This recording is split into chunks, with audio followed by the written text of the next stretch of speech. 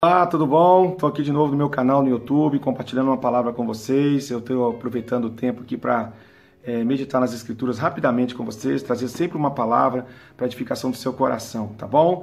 Eu queria ler com vocês Mateus capítulo 7, versículo 21, que diz: Nem todo que me diz Senhor, Senhor, entrará no reino dos céus, mas aquele que faz a vontade de meu Pai que está nos céus.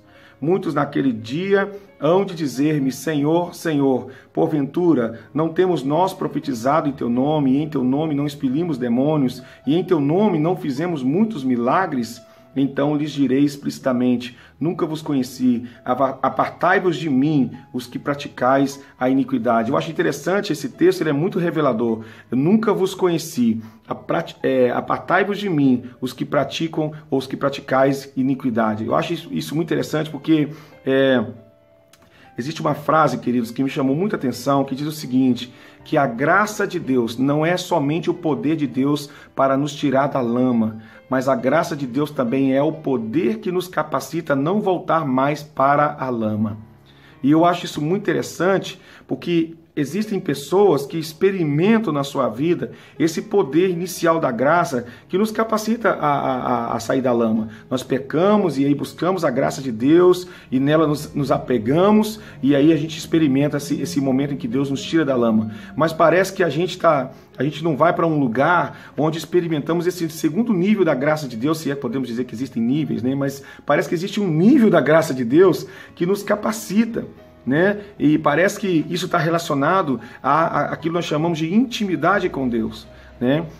O desejo do Senhor é nos levar a um nível de intimidade com Ele, onde nós podemos experimentar níveis do seu poder, em que nos capacita a andar em um outro nível de santidade na nossa vida. É possível pessoas experimentarem os dons de profecia, palavra de conhecimento, os dons do Espírito Santo, e não entrarem nesse nível de intimidade com Deus, onde faz cessar a prática do pecado em suas vidas. Por isso nós vemos hoje ministros até renomados e de repente caem em adultério, caem num certo pecado, traz escândalos, porque esse tipo de ministro não entra num nível de intimidade com o Senhor que faz com que eles consigam vencer pecados que acompanham as suas vidas e seus ministérios. Eu fico muito triste quando eu ouço falar de pastores, líderes renomados, homens que pregam, gritam nos púlpitos, mas que de repente caem em pecado e as pessoas começam a ficar perdidas. Como pode um homem tão usado por Deus? Mas Jesus nos ensinou em Mateus capítulo 7 que isso é possível,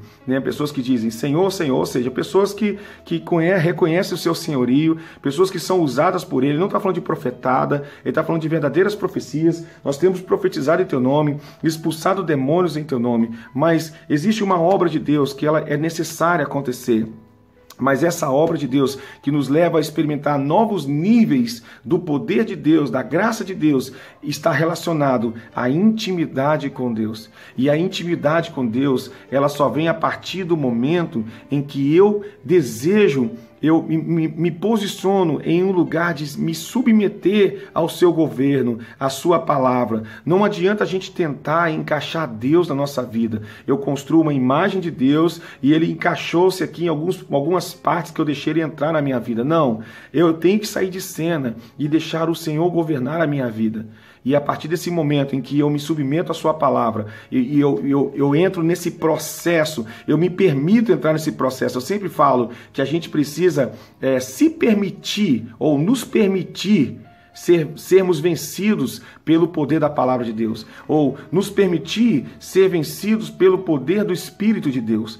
Mas nós precisamos então nos submeter, abrir mão do nosso orgulho e deixar a palavra de Deus nos transformar. Hebreus 4:12 fala que a palavra de Deus ela é como uma espada de dois gumes, ela é viva e eficaz e mais penetrante que espada de dois gumes, e ela penetra até o ponto de dividir a alma do espírito, juntas e medulas, e ela é apta para discernir os pensamentos e propósitos do nosso coração. O que me chamou a atenção nesse texto é que uma pessoa pode saber, por exemplo, a respeito de um jogador famoso como o Neymar. Você pode ler a respeito dele, tem várias revistas fazendo uma biografia da vida do Neymar. E se você chegar agora e bater na porta dele ou invadir o terreno dele, ele vai chamar a polícia para você. Ele vai dizer, eu não te conheço. Sai do meu terreno, porque você pode conhecer a respeito de Jesus, saber tudo a respeito da vida dele, ler bastante livros, fazer faculdade de teologia, mas existe um nível que só se dá a partir do conhecimento revelado de Deus, que acontece a partir da relação com ele. Então Jesus um dia disse para os fariseus: olha, vocês conhecem as Escrituras e elas falam a respeito de mim, mas vocês não vêm a mim, vocês não se relacionam comigo. Então, existem pessoas que sabem tudo a respeito de Jesus, sabem tudo sobre o calvinismo, arminianismo, sabem os pontos da mensagem, os fundamentos, mas elas não se relacionam com o Senhor. E essa relação se dá por intimidade, entrega, submissão, né? De se lançar à luz, de andar na luz com Jesus, de nos movimentarmos numa vida de entrega, né? Não tem a ver somente quando você vai adorar lá no templo com os seus irmãos, mas isso tem a ver com o que você faz segunda-feira quando você acorda e passa seu dia, né? Buscando sempre conhecer mais do Espírito Santo, numa vida submissa, numa vida de busca na palavra, oração, jejum e buscando sempre conhecer o Senhor, ok? E o interessante é que Mateus capítulo 25, Jesus fala sobre as 10 virgens, né? A parábola das 10 virgens, e ele fala que estas virgens são 5 nécias e 5 prudentes. E ele está falando de um casamento, ele está falando de quem entra e quem sai, né? nesse casamento. E eu acho interessante o fato de que as nécias que acordaram e viram que estava sem azeite, né, na sua reserva, as prudentes mandá-las comprá-la, né, mandou elas comprar azeite.